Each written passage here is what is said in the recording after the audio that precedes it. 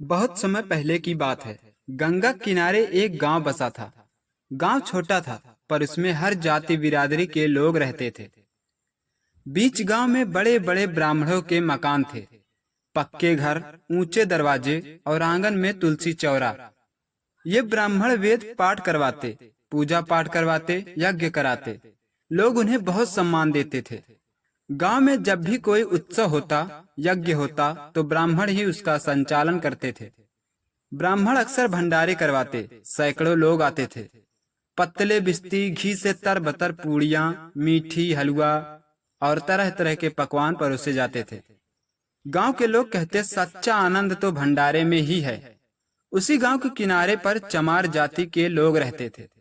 कच्ची झोपड़ियां थी। दिन भर मजदूरी करके अपना जीवन चलाते थे। उनमें से एक था रामू। रामू गरीब था। पहनने को साधारण कपड़े, खाने को मोटी रोटी, पर मन में भगवान के लिए अटूट प्रेम।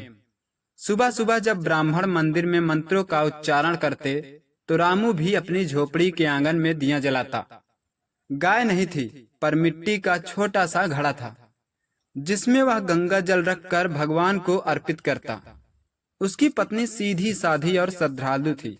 वह रोज कहती, हम गरीब हैं, पर भगवान तो अमीर है। उनकी शरण में जो जाता है वह खाली नहीं लौटता। एक दिन जब गांव में भव्य यज्ञ हुआ, भंडारा लगा, तो रामू दूर से खड़ा देखता रहा। लोग पूड़ियां खा रहे थे, खीर पी रहे थे, ढोल नगाड़े बज रहे थे। रामू के मन में हुक उठी।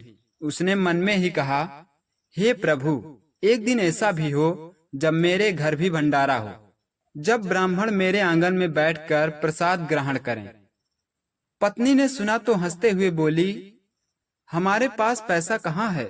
हमारे घर तो मुश्किल से 2 वक्त की रोटी बनती है। भंडारा कहाँ से करवाएंगे? रामू गंभीर हो गया। उसने उत्तर दिया, धन से नहीं, श्रद्धा से सब होता है। भगवान को सच्चा मन चाहिए। वो चाहे तो हमारे घर से भी भंडारा करवा सकते हैं। रामू ने एक दिन ठान लिया। वह गांव के ब्राह्मणों के पास गया, हाथ जोड़कर बोला, पंडित जी, कल मेरे घर यज्ञ और भंडारा है। आप कृपा करके पधारें और प्रसाद ग्रहण करें। ब्राह्मणों ने सुना तो चौंक गए। कोई बोला, अरे यह चमार है, इसके घर यज्ञ। दूसरा बोला, इसके पास पैसा कहाँ से आया कि भंडारा करवा पाएगा? तीसरा हंस पड़ा, कहीं ऐसा न हो कि हमें बुलाए और खाना ही न हो। पर पंडित हरिदास गंभीर हो उठे। उन्होंने कहा, भाइयों, देखना तो चाहिए, कभी कभी भगवान साधु के रूप में भी गरीब के घर उतर आते हैं। मैं तो जरूर जाऊंगा। अगली सुबह रामू ने अपनी झोपड़ी को लीप पोत कर मंदिर जैसा बना दिया। आंगन में गोबर और गंगा जल से मंडप सजाया, पत्ते और फूल टांगे, हवन कुंड तैयार किया। पत्नी ने मन में सोचा, अरे खाना तो थोड़ा ही है, अगर लोग ज्यादा आ गए तो क्या करेंगे? रामू बोला, चिंता मत कर, भगवान सब करेंगे। ब्राह्मण लाइनों में बैठे। गांव के लोग तमाशा देखने जुटे। सब सोच रहे थे, देखते हैं अब यह रामू क्या खिलाएगा। रामू की पत्नी रसोई में अंदर गई। उसने जैसे ही बर्तनों में झांका तो उसकी आंखें फटी की फटी रह गई। वह बोली, कल तक तो सारे बर्तन खाली थे, आज भरा हुआ है। दाल की डेग, सब्जी की डेग, खीर की डेग, घी की हांडियां, पूड़ी की टोकरियां, मिठाई की थालियां और तो और 56 प्रकार के भोग सजे थे, जैसे स्वर्ग से उतर आया हो। पत्नी ने कांपते स्वर में पुकारा, सुनते हो, जरा अंदर आओ। पत्नी के कहते ही रामू रसोई घर के अंदर गया। वहां का दृश्य देखकर रामू चौंक गया। चारों तरफ बड़ी बड़ी थालियां भरकर भोजन रखे हुए थे। यह सब तो भगवान का चमत्कार है। भोजन परोसा जाने लगा। ब्राह्मण हैरान थे। उन्होंने सोचा था 2 रोटियां ही होंगी, पर सामने थालियों में तरह तरह के व्यंजन थे। पूड़ी, कचौड़ी, खीर, पायस, हलवा, लड्डू, दही, बड़े, सब कुछ।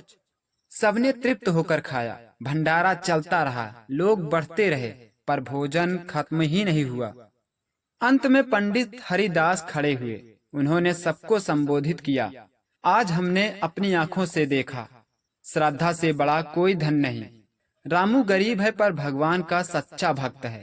उसकी आस्था ने 56 भोग प्रकट कर दिए। यही है सच्चा धर्म।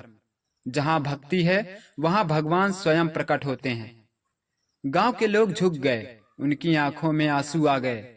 वे समझ गए कि जाति नहीं, श्रद्धा ही सबसे बड़ी है। इस प्रकार उस गांव की यह कथा अमर हो गई। लोग कहते हैं भंडारा धन से नहीं, श्रद्धा से होता है। जहां आस्था है वहां भगवान है। इसलिए कहते हैं भंडारा भगवान का प्रसाद है, सभी को ग्रहण करना चाहिए। वह चाहे चमार जाति का हो या ब्राह्मण, भगवान सभी को एक जैसा देखते हैं। दोस्तों, क्या आप कभी भंडारे में गए हैं? क्या आपके मन में भी कभी ख्याल आता है कि नीची जाति के लोगों के यहाँ नहीं जाना चाहिए? इस पर आपकी राय क्या है? कमेंट बॉक्स में जरूर बताएं। साथ ही मेरे चैनल को सब्सक्राइब करें, घंटी को जरूर दबाएं। मिलते हैं अगली किसी दिलचस्प कहानी के साथ। वीडियो को अंत तक सुनने के लिए धन्यवाद।